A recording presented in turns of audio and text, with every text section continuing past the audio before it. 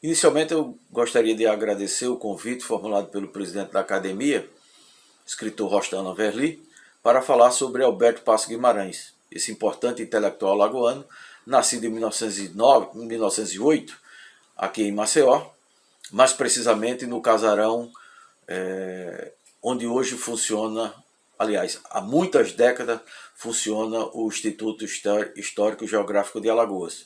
Ali, naquele casarão, Alberto passou a sua infância e parte da juventude morando, residindo com a sua família. O pai, o comerciante Américo Guimarães, Passo Guimarães, e sua mãe, Afra Amorim Guimarães.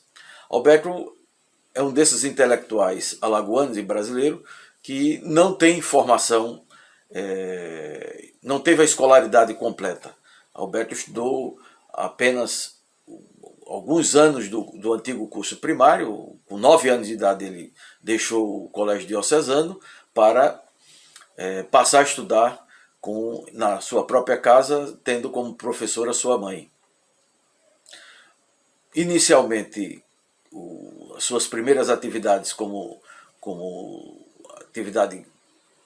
trabalhador foi na infância, bem criança ainda. A partir dos 9, 10 anos, Alberto passou a ajudar o pai no comércio e depois seguiu carreira como jornalista aqui em Maceió.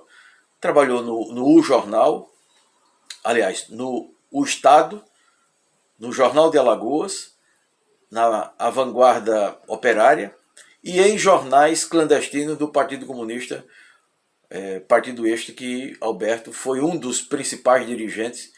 Em um determinado momento foi o principal dirigente do Partido Comunista na década de 30 aqui em Maceió.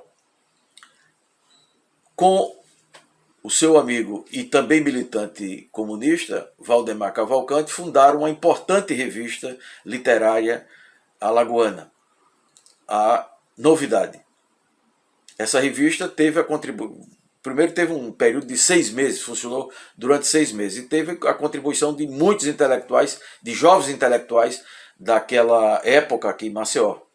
Aquela época que eu estou me referindo significa o 1931, que ela funcionou de abril a junho de 31. Julho de 31. E contribuíram com essa revista Manuel Diegue Júnior, Graciliano Ramos, Aurélio Buarque de Holanda e outros intelectuais, Carlos Paurilho e outros intelectuais aqui, que residiam aqui em Alagoas. O Alberto, nesse período, ele desenvolveu uma atividade política intensa e também intelectual.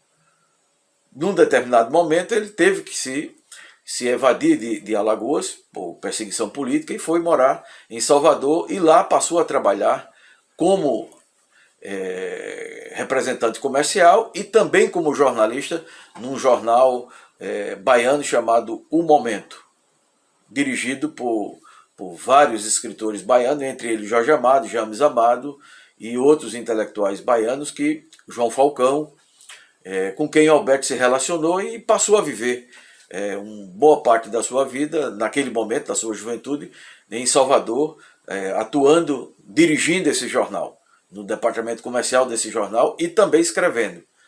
Num outro momento da sua vida, Alberto saiu, foi preso em Salvador, veio para Alagoas cumprir alguns meses de cadeia e depois Alberto foi morar no Rio de Janeiro, trabalhar no Instituto Brasileiro de Geografia e Estatística, o IBGE.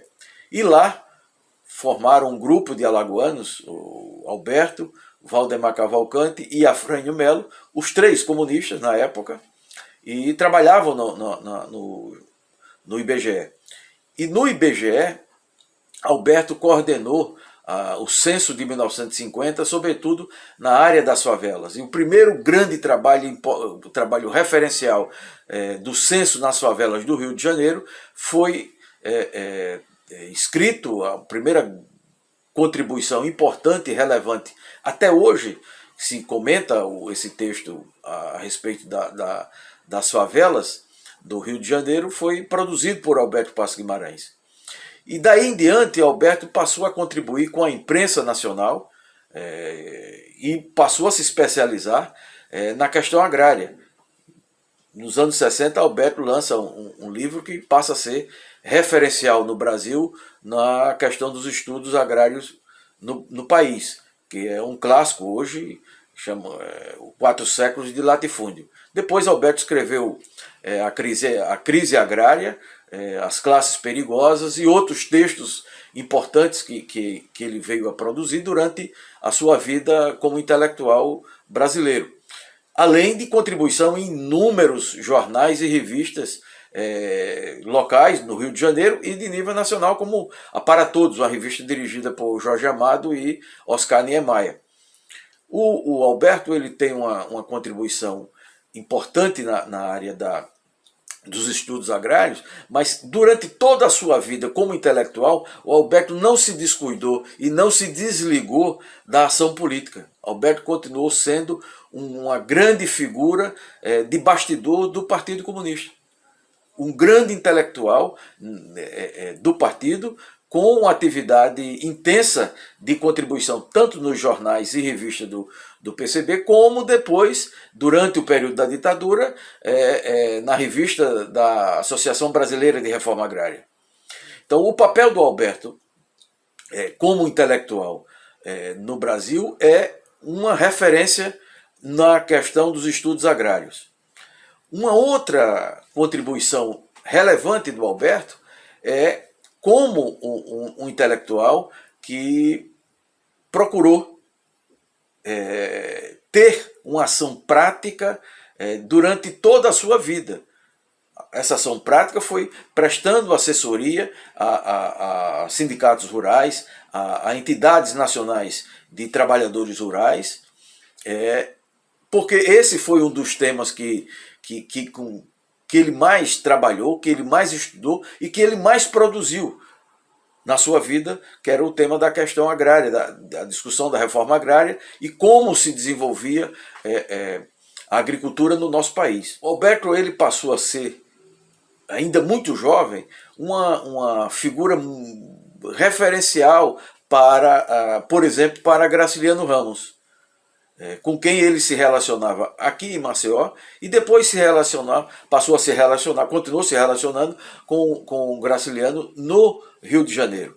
A amizade de Alberto de Graciliano, apesar da distância de idade entre Graciliano e Alberto, mas se consolidou e em algumas das cartas de Graciliano para Dona Heloísa faz referência à ação política do Alberto aqui em Maceió, onde o Graciliano se refere ao seu amigo, dando como referência a sua esposa, a Dona Heloísa, o exemplo de dedicação e de ação política como militante comunista aqui em Alagoas, do Alberto, né?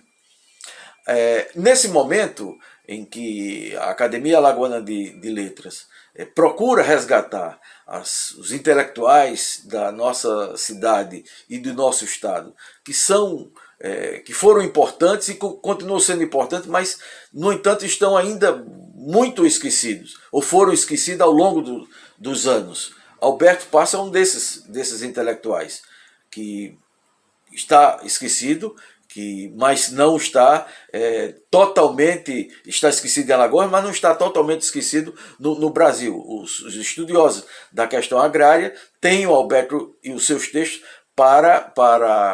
como uma referência para os estudos na área da questão agrária.